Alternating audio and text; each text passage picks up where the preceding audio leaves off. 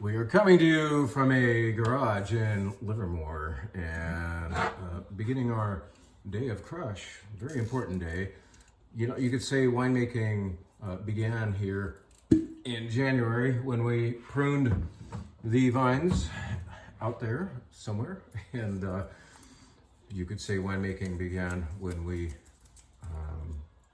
picked the grapes a couple of weeks ago, and you would say, why aren't you crushing at on the same day you picked? Well, someone said, let's go to Italy, and that kind of got in the way, a little inconvenient. But what we did is this year's grapes got picked when we thought they were pretty darn ready, and then put into, let's say, hibernation, cold storage until I got back. And so those are now extracted from the wine steward's cooler, nice and chilly and about to be crushed. And to celebrate the day of crush,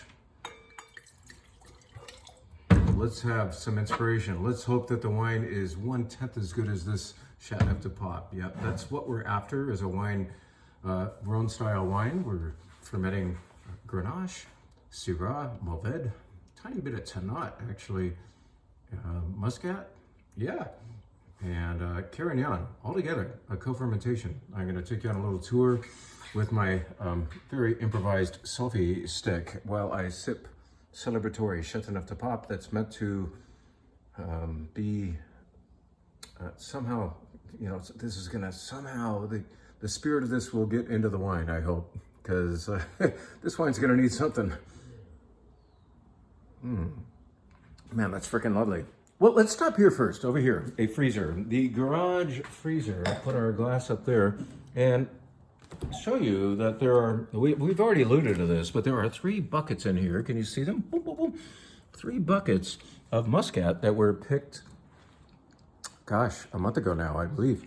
Yep, that's hand crushed. We got the stems out of there, and those frozen ice cubes of Muscat will join the fermentation at its hottest, so they will help kind of cool things down. Like, you never want a fermentation to be too warm.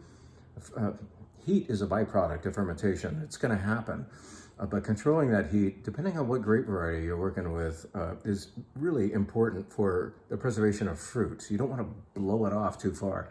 So maybe those Muscat ice cubes will come in handy in about a week once this thing is really going. What is this thing? This thing is going to happen in a bin like this. Can we see this?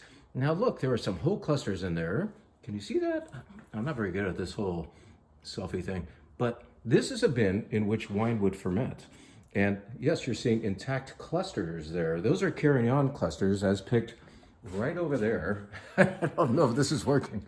But Carignan has a thicker skin, and from what I've heard, and I listen a lot to visiting winemakers from France and so on, Carignan is a frequent choice for whole cluster fermentation. So you might not do it with Grenache, you would do it with the Carignan off of your vineyard, because Carignan has a sturdier skin. The berry will remain intact longer, and so you get a more of that desired whole berry fermentation effect. That's kind of like, thank you, Rusty.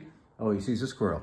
That whole berry effect is halfway to Beaujolais. Now, we're not making Beaujolais here, but we are, well, or Beaujolais Nouveau, or we're not even going for carbonic maceration.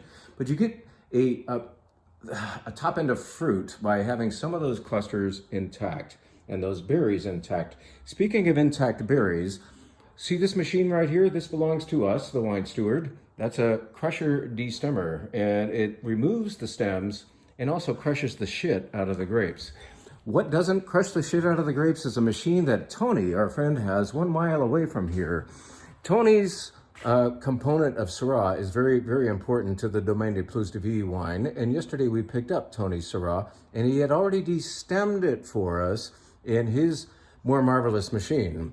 His machine is more gentle and removes the stems while not breaking all the berries. So you may be able to see here that this beautiful Syrah that we got from Tony, that's all ready to start fermenting, is those berries are mainly intact. That's lovely. Once again, we're after that whole berry thing, a beautiful, jubilant, you might say, fruit. Again, it's not carbonic maceration. there's a lot of reasons why this is not that. But you get this lovely fruit by doing whole berry. If you have a fermentation that starts out at least as whole berry, these things are going to break up. Every time we take this gizmo over here, maybe we ought to do another video later, but every time we punch down with that sucker, like 2 or 3 times a day, those berries will bust up. But in the meantime, there will be some whole berry fruit emphasizing effect because of how they are starting out. Those beautiful Syrah grapes. Here's some more grapes as picked right here at 1219 Hanson Street in Livermore. And there are our Carignan vines, a long row of them, and behind us somewhere are the Grenache and a little bit of Syrah. The Syrah's misbehaving, the Mauvais is misbehaving. Anyway, some of that will go into the wine. Let's just push the button and finish this up with a little action shot of how this is going to go. I'm very excited to share this with you, the beginning of crush of the 2000, what year is it? 25 Domaine de Plus-de-Vie, which will, I should add this finally, be a co-fermentation. So the Tony's Syrah, I mean, we don't want to add anything to that. Otherwise, by the time fermentation is happening, that's going to come all the way up to here and almost overflow. So, well, we have more grapes to process, right? So what's going to happen? Are we going to do 2 bins? No, we're going to do 1 T-bin. A T-bin is a taller bin, a bin that comes up to about here on me. So quite a bit taller than these half-ton bins, we call them.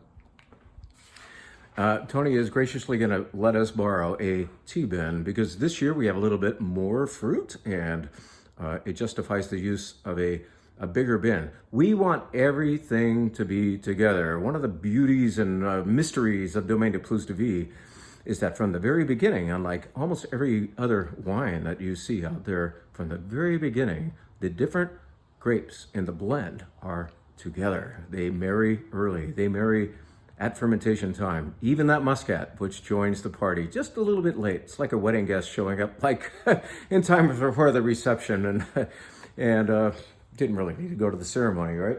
So here is our first hopper full, I would call that Grenache.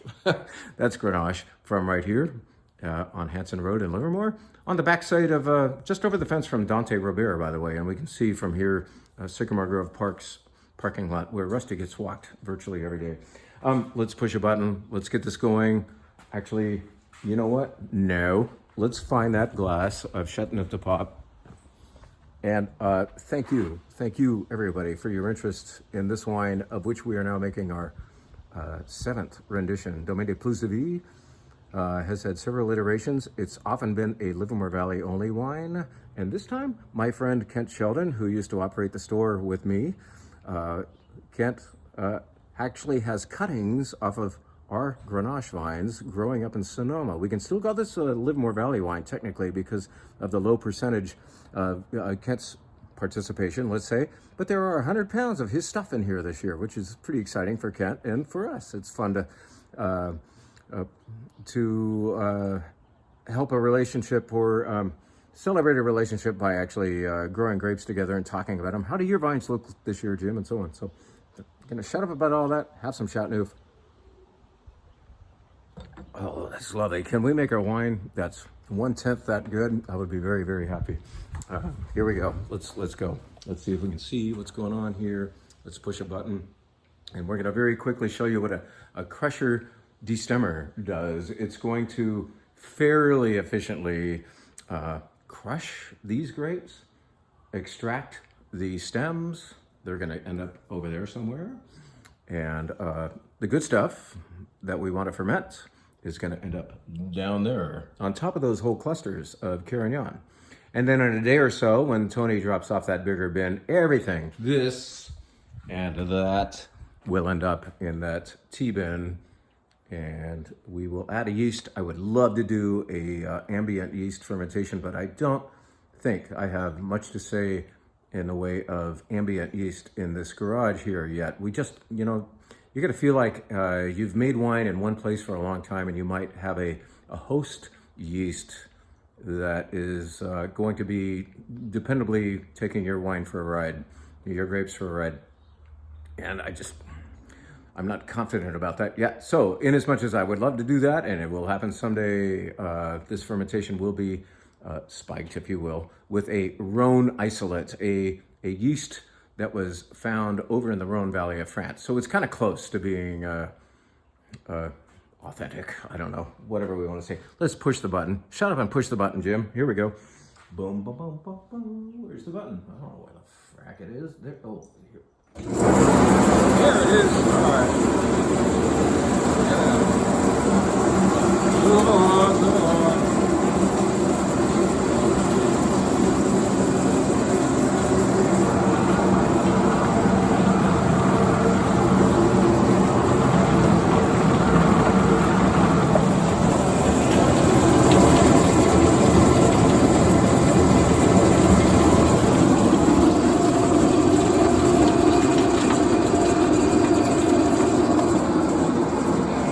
Pretty cool, huh?